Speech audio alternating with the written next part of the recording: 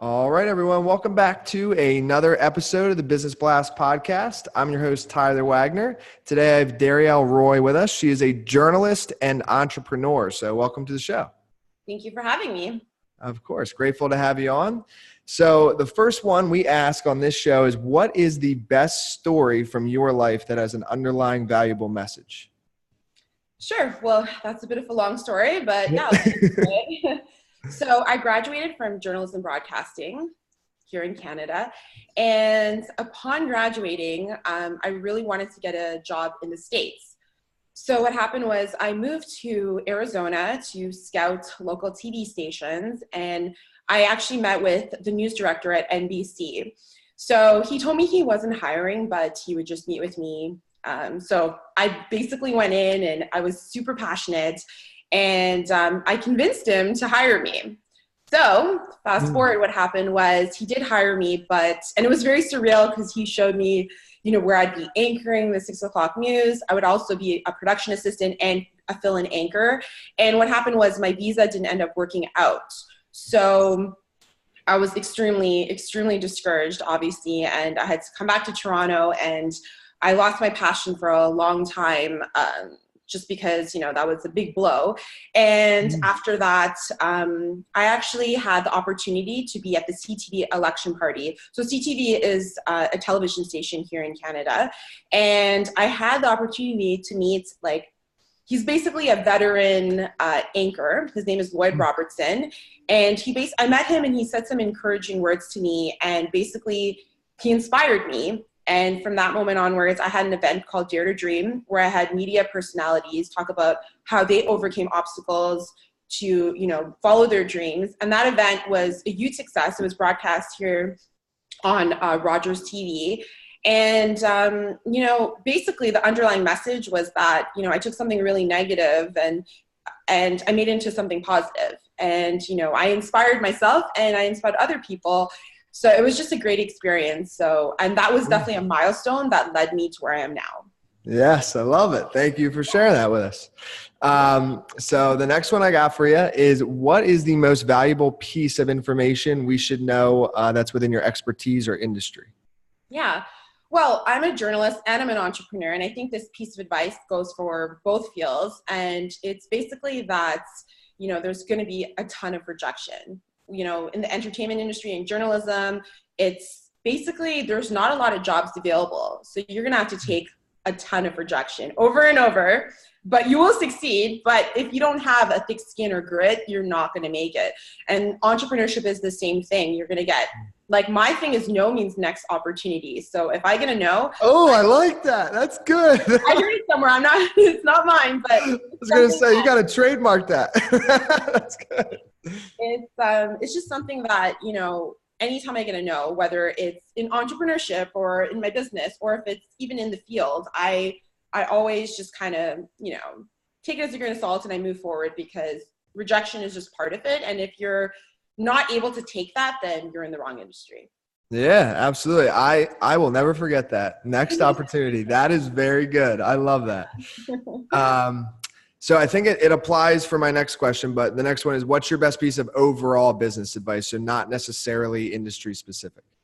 Yeah, I would say believing in yourself. I think that, so many times we don't go for our dreams because we don't believe in ourselves. And, in the beginning, when I first started in the industry, I was passionate, but I didn't necessarily believe in myself. I wanted the job and I was hungry for it. But when it came down to actually, reporting or anything, or being in the field, I was always scared and my heart was always racing. And I always, even my station manager at a TV station that I was working for, he told me, you have to believe in yourself. That's the main thing. Everyone else can believe in you, but if you don't believe in yourself, then it doesn't matter. So I think just believing in yourself, because if you believe in yourself, you'll be able to sell yourself.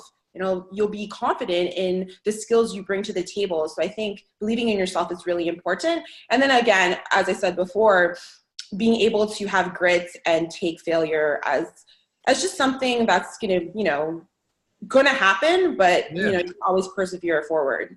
Yeah, I always say failure is a part of success. I don't think you can have success without it, or that would be like a perfect life. I don't know. It's really what changes you, right? It humbles you, it changes you. Yeah.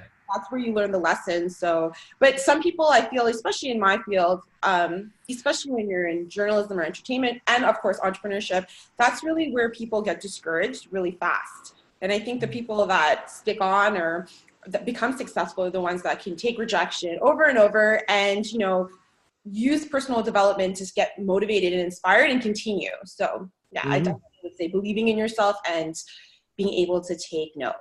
Yes. No. Yeah. And then, so the next one is, if you could give your younger self one piece of advice, what would that be? I would say it would be going back to being bold, being confident. I did pageants. I've done a lot in my career, but when I was younger, I was a lot more shy. I think the hungrier you get in your field, the more you're able to make bold moves and you realize you have to take risks. When it comes to networking, I would be scared to talk to that person that could, get me a job. Or if there was a celebrity on a red carpet that I wanted to interview, I might not be the first person to, talk to them. So I think being bold is really important. And if it was, if I give my old self or my younger self a piece of advice, it would just be to make bold moves and not be afraid what people think.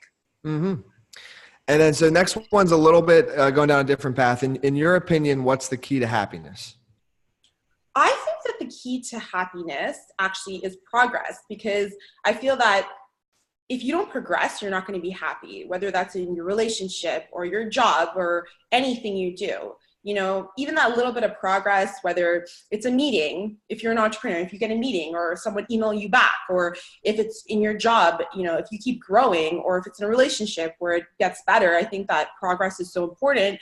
And the key to happiness really is progress, because even if you improve 1% per week, you will be happy because you have something more to look forward to. But if you don't progress, I think that, that's where bad stuff happens. Yeah. They get sad, they get discouraged. So just progressing even a little bit, I think, is definitely the key to happiness. I agree. I love that. So the next one is, what's the best book that you've read, and what was the number one thing that you learned from it? Yeah, I really like Tony Robbins, and there's a book, Awaken the Giant Within, and that's such a great book. It was one of the first books I read, just getting out of college, and that was something really inspiring. And it's all about,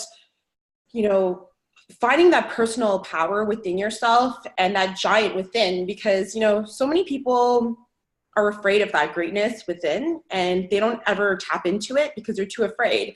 And I think that the book is all about, finding your personal power, being able to use that personal power in, hard times, and, persevering and basically just believing in yourself. So I think that book was really inspiring for me. And, anytime I'm in a hard period or there's obstacles, I always, tap back into that personal power, and then, I'm able to get through it. But when I forget, then things feel hopeless, right? So I'm a big fan of Tony as well, so I love that. fantastic.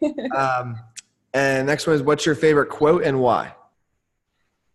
So my mom would put quotes all over my house, and there was one that used to go on my fridge, and it used to say, "Failure is not an option." And it basically means, it doesn't mean that you're not going to fail. I think there's a really a negative connotation to the word failure. It basically means, when I say failure is not an option, it basically means that just because you failed, that's not, final, so it means that I might fail over and over, but I'm going to succeed at some point. I'm going to keep trying. So I always think of that, if I'm in a bad place, or I get a no, then I always think, failure is not an option. I'm going to keep trying until I win. So. Absolutely. Well, listen, thank you so much for coming on. The last one that I got for you is, where can our listeners find you online? Sure. You can find me at www.darrielroy.com, which is my website. And on my social handles on Instagram, it's official Darriel. Perfect. Thanks again for coming on. Yeah. Thank you so much for having me. It's been great.